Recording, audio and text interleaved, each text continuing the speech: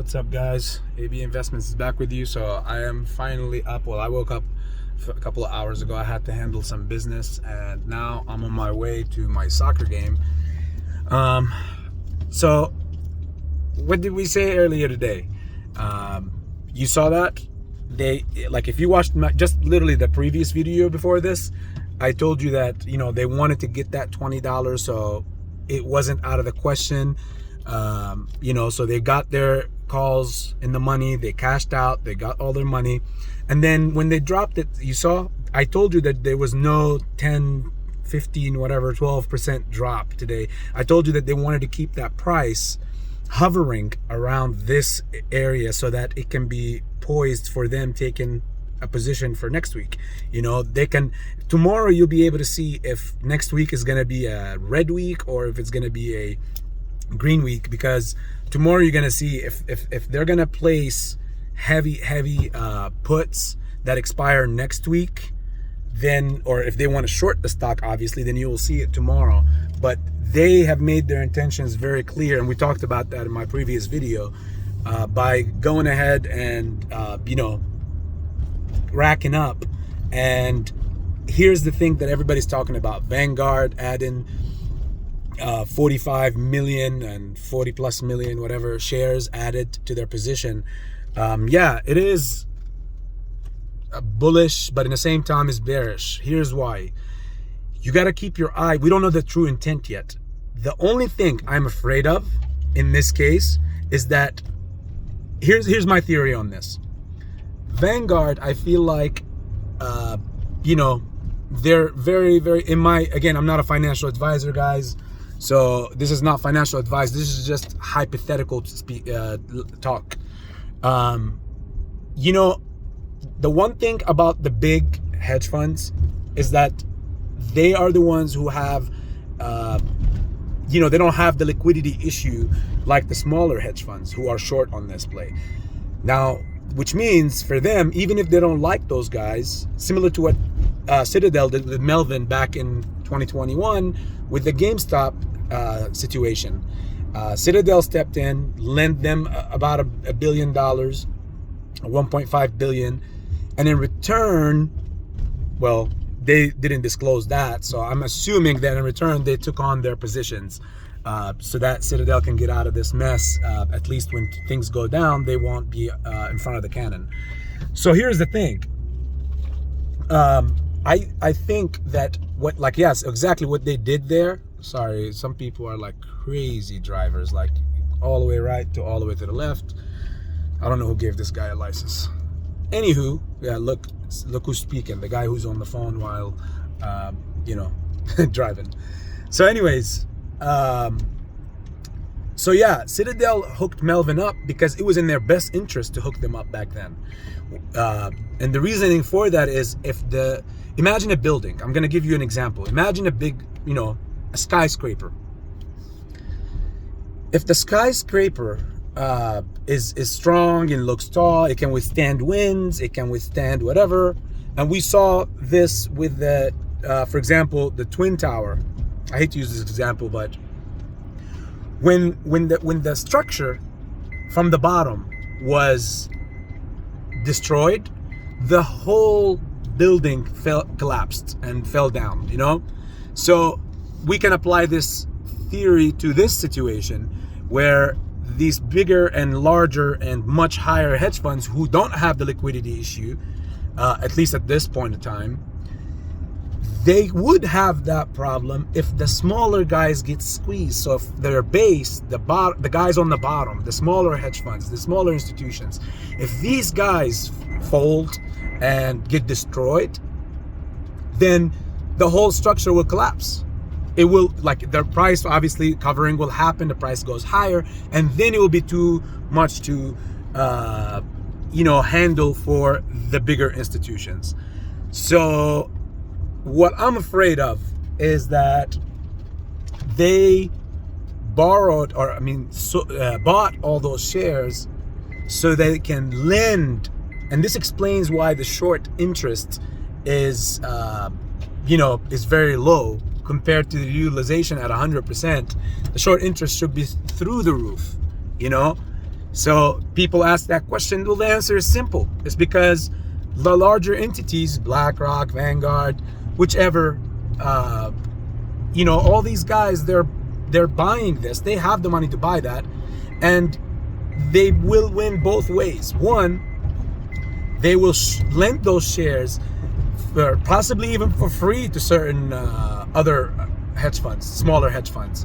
That way they can continue this cycle, and they can continue, whatever it is their agenda, whatever the agenda is, or at least prolonging this play until enough liquidity is on the market that can support this squeeze, that can handle the squeeze.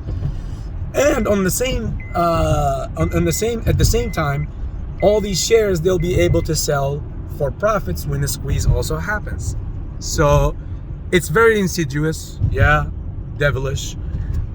But again, these guys, they do everything for money. So they're smart. They know if the small guys fold and fall due to liquidity and transparency issues, then so will they.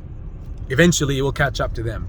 So that's the only thing that I'm afraid, and I wouldn't put it past them. These guys might have been buying this because they know that the smaller guys need some, but they can't go out to get it from the banks. No one is lending no shares for especially no small amounts or nothing. And they're asking, even if they want to lend them, they're asking for crazy amounts, like on the regular market. So these guys are going to the dark pool. They buy all these shares, and then they go to the dark pool, and then they give whatever shares they want to these smaller guys, and those smaller guys take them, come back down, and then they continue the cycle on us of keeping the price compressed and at a point that they need it to be. Now, which supports the final theory, which is, what is the actual time that they will be ready for this to go down? When will it be enough for them to even cash in and sell all their shares and make money on that too? That is the $1 trillion question, and no one knows but them, because they know personally how much this will cost when it goes down. It's kind of like when you're about to go and get a table. When you're going out on the weekend, you're gonna get a table or whatever, you ask first and you see how much it costs, so you would know what you have to, like a VIP section somewhere or whatever. You know how much it's gonna cost you ahead, so you know what you need to do beforehand before going there. So they know that. We don't know that. None of us know that. No one can know that. But what we can know, and what we do know, is that all these rulings that are being passed, you cannot be a victim to the idea of them. As soon as this passes and goes in effect, the very next day, squeeze. No. All these things are thought about. All these things are prepared for. There's no such thing as, they just came out of nowhere and bombarded us with this ruling. A lot of YouTubers are spreading that crap, and it's unfortunately not correct, guys. All these big hats, they all have access to each other. They can reach with each other. Like if somebody needs to reach, like a King Griffin could easily have an appointment or a meeting with Gary Gensler at any time, or Jerome Powell, because these guys are just big timers, versus you and I, we can speak out to each other, but we can't have no personal conversation, like phone call or a meeting, an interview or something, unless unless it comes from them. So again, I don't buy the hype. I'm not jumping on the hype. Only them know when they have enough to cover what needs to be covered. And until then, they will keep depleting the community through the option chain and the shorting attacks. They will keep doing all this stuff to keep piling up money. So basically, like I said before, they're paying for this play through the play itself, from the community itself. So some will climb on the bodies and the corpses of the others within the community. I hate to say it like this. And it's going to be more a situation eventually. It comes down to, and it's been going like that, of survival of the fittest. So until whoever lasts the longest eventually will benefit, and the people that fall under from the community will pave the way for that person. So not to put a dark outlook on it, guys, I hope everybody can last and make it through this. God knows what everybody's situation is like. I really feel and I'm compassionate toward everyone. Everyone is getting mangled, so we just gotta go hold strong, guys.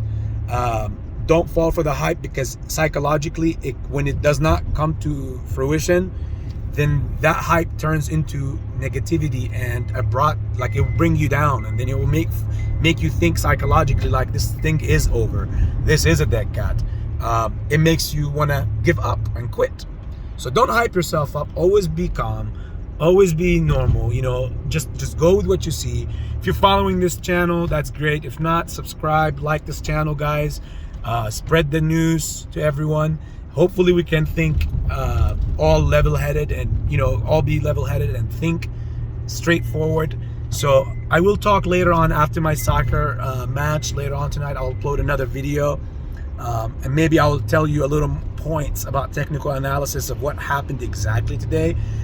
Even though I predicted it earlier, saying that that today between today and tomorrow they was gonna bring it up to 20, because I seen that interest, that put to call ratio interest, was institutional, but not retail.